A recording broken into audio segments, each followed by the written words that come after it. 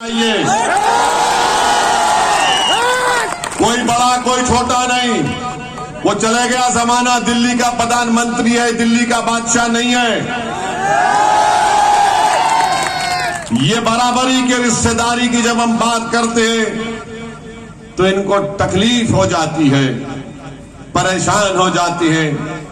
और इस विधानसभा में आप जानते हैं मेरे अजीज दोस्तों और बुजुर्गों कि बहुत से आपके मसाइल हैं और पहली मर्तबा माशाल्लाह से एक टोपी वाला कैंडिडेट बना है।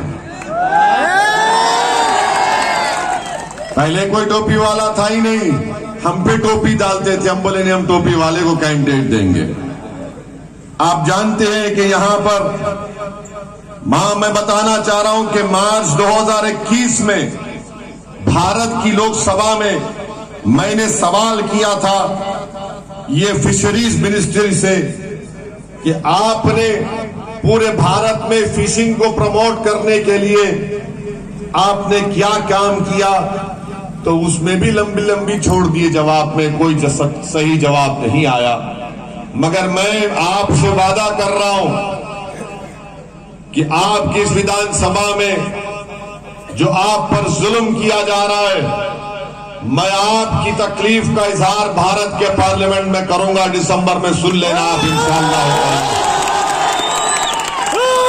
और आपको वादा कर रहा हूं कि आप का जो एक्साइज वेवर की आपको जरूरत है, मैं भारत की पार्लियामेंट में इस बात का मुतालबा करूंगा कि मांडवी की जनता की तरफ से मैं इस बात का डिमांड करता हूं कि एक्साइज वेवर होना चाहिए और इसी से आपको फायदा होगा। आप अंदाजा लगाइए कि लाखों लोग इस रोजगार पर जिंदगी गुजारते हैं और हम क्या देखते हैं कि आपको अपने रोजगार से महरूम करने के लिए गुजरात हेवी केमिकल लिमिटेड ने एक सोडा ऐश की फैक्ट्री बाड़ा गांव में लगाने जा रही है। आप बताइए क्या इससे पूरा एनवायरनमेंट बर्बाद नहीं हो जाएगा? मोदी जी आखिर आप क्यों ऐसा काम करते हैं? जहां पर हम अपना पेट भरते हैं वहां पे सोडा ऐश। आखिर भाजपा क्या करना चाहती है?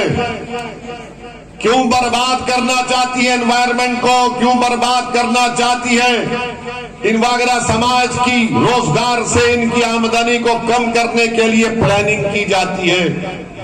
मजलिस गुजरात हेवी केमिकल लिमिटेड की तरफ से जो सोडा ऐश का प्लांट बाड़ा विलेज में लगाया जा रहा है, हम इसकी मुखालिफत करते हैं। देश के प्रधानमंत्री सिर्फ पूंजीपतियों के प्रधानमंत्री है, गरीबों के नहीं है। वो करोड़पतियों के प्रधानमंत्री हैं। अगर गरीबों के प्रधानमंत्री होते तो इस तरह का काम नहीं होने देते। मैं आपसे वादा कर रहा हूं कि इस खूबसूरत इलाके में ट्रेन का नेटवर्क नहीं है, तो आपको एक ऐसे एमएलए को यहां पर होना चाहिए जो यहां पर रेलवे नेटवर्क का इंतजाम कर सके। मैं आपसे वादा कर रहा हूं कि इंशाअल्लाह ताला दिल्ली की पार्लियामेंट में जाकर मैं इस रेलवे नेटवर्क का भी मुतालबा करूंगा आपके लिए। तीसरी बात यह कि यहां पर मुंद्रा का पोर्ट है और पोर्ट के नाम से मशहूर नहीं है, पोर्ट ड्रग्स के नाम से मशहूर हो गया। इतना ड्रग कहां से आ रहा है? कहां से आ रहा है इतना ड्रग? तो मेरे अजीज दोस्तों और बुजुर्गों, आप जानते हैं कि ये कच्छ का इलाका है।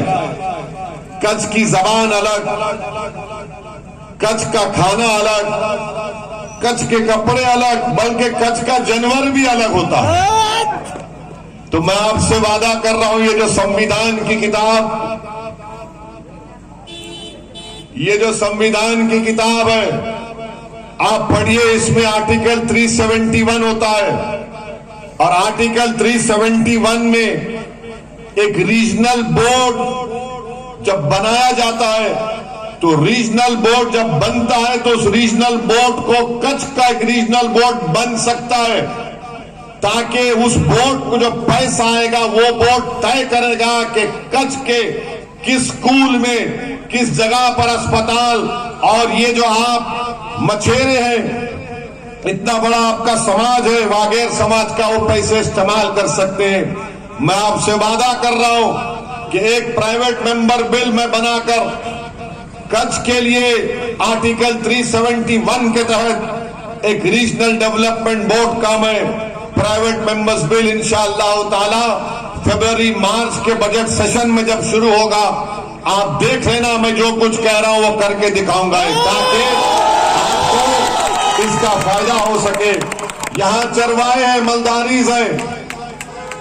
हाजी पीर दरगाह के पास हम गए थे, उससे इनको भी फायदा होगा।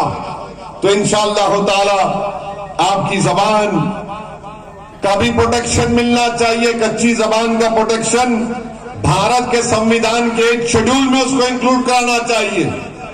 ये मजलिस एक प्रोग्राम लेकर आगे बढ़ रही है। मेरी आपसे गुजारिश है कि आप इकबाल मंजालिया साहब को अपनी भरपूर तारीफ करिए, उनको वोट दीजिए, उनको कामयाब करिए। अब रहा सवाल कांग्रेस पार्टी का, तो माशाल्लाह से कांग्रेस पार्टी तो हमारी बहुत हमसे दुश्मनी करती है। जहां कहीं इलेक्शन लड़ते तो ये हारमोनियम लेके खव्वालों की तरह बैठ जाते हैं और एक सांस में बोलते हैं कि ओवैसी लड़ेगा तो भाजपा जीत जाएगी। अरे कांग्रेसियों, पुराने पापियों, तुम्हारा जो शख्स जो पूरे देश में पैदल फिर रहा है, उसको तो गुजरात में पैदल फिरना चाहिए था। जंग यहां हो रही है ना, जहां जंग हो रही है वहां आना पड़ेगा ना। ये महाशय पूरे देश में फिर रहे हैं, मगर जहां जंग हो रही है भाजपा से वहां भाग गए छोड़ के। अजीब आदमी है। कल ठीक है, मुबारक हो, मगर ये बताओ कि वो जो पैदल फिर रहा है, आपने उसको पैदल कर दिया। अमेठी में वो कैसे हारा? हमारी वजह से हारा। हम तो नहीं थे वहां पर, हार गए वहां पर भाजपा के मोहतरमा स्मृति ईरानी से। अब हम पे इल्जाम लगाते हैं। अच्छा, ये जो फिर रहे हैं पैदल, उसका नाम क्या है? भारत जोड़ो। सुना ना आपने, भारत जोड़ो। अब आप भारत जोड़ो की मिसाल आपको बताते हैं। ये जो वीरेंद्र सिंह जडेजा कौन है? कौन है? क्रिकेटर। कौन है? बोलिए ना। क्रिकेटर। हाँ, क्रिकेटर। ने कौन सी पार्टी में था वो? भाजपा। कौन सी पार्टी में था पहले वो? बीजेपी। बीजेपी। बीजेपी में था ना। टिकट नहीं दिया मोदी जी ने, पलटू पलटू पलटू आ गया, कांग्रेस में आ गया। अब ये भारत जोड़ो है। भाजपा छोड़ो, कांग्रेस में आओ, भारत जोड़ो। माने वो आरएसएस का रहेगा, मगर कांग्रेस में आ गया तो वॉशिंग मशीन में साफ हो जाएगा।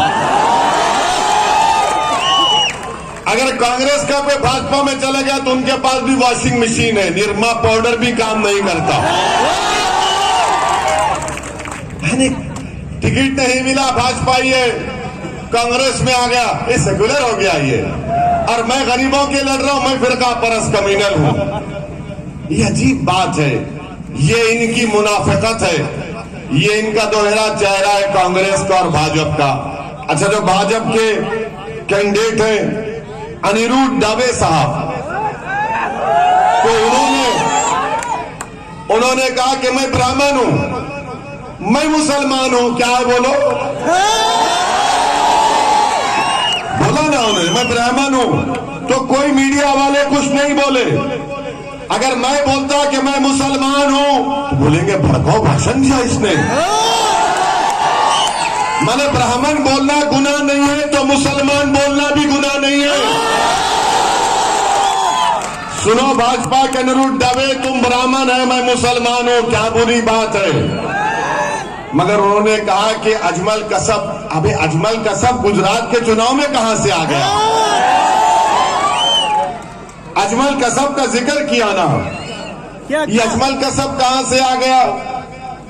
अरे अजमल कसब का जिक्र करके तुम क्या पैगाम देना चाह रहे हो? और अजमल कसब के ताल्लुक से सुनो भाजपाइयों, जब अजमल कसब को फांसी दी गई थी, जिसने मासूम हिंदुस्तानियों को अपनी गोली से कत्ल किया था, दहशतगर्द, वो अजमल कसब जब फांसी पर चढ़ाया गया, उसकी लाश को मुंबई के कब्रिस्तान के लोगों ने कहा ये मुसलमान नहीं है, इसको हम कब्रिस्तान में जगह नहीं देते। ये भी तो बोलते ब्राह्मण साहब, मगर मुसलमान बोल रहा है ओवैसी आपको। अब पुलिस बोलेगी इसकी तकरीर में देखो कुछ मिलता क्या। अगर मेरे पे केस बुक होगा तो अनिरुद्ध पर भी केस बुक होना चाहिए। ये तारीख है अजमल कसब को जब फांसी दी गई थी। वारिस पठान कहाँ है? कब्रिस्तान में जगह नहीं दिए, बोले इसको हमारी भारत की जमीन में हम दहशतगर्द को दफन होने नहीं देंगे। ले जाकर कहां फेंके नहीं मालूम वो अजमल कसब को, शायद समंदर में फेंक दिए होंगे। मगर इनको क्या जरूरत है अजमल कसब की बात करने की? अरे तुम ये बताओ, वो जो पोर्ट पर देखो ये वागेर मच्छी मार समाज को जो तकलीफ कौन दे रहा है? क्यों उनको हटाया जा रहा है वहां से? क्यों उनको रोजगार से महरूम कर दिया जा रहा है? मेरे अजीज दोस्तों और बुजुर्गों, मेरी आपसे गुजारिश है कि आप इकबाल मंजलिया साहब को अपना वोट देकर इनको कामयाब करें। 27 साल से भाजपा की हुकूमत है और भाजपा ने गुजरात के लिए कुछ नहीं किया। बड़ी बड़ी बातें करते हैं। मोदी जी बोलते हैं कि मैंने गुजरात को बनाया। मोदी जी, मैं फिर से कह रहा हूं, अगर आपने गुजरात को बनाया तो आपने पूरे गुजरात को बना दिया। क्या बना दिया आपको मालूम? मगर मोरबी का ब्रिज भी मोदी ने बनाया था। मोरबी का ब्रिज भी मोदी जी आप ही बनाए थे। अच्छा, आपको मालूम उसमें 140 लोग मर गए, 50 बच्चे थे।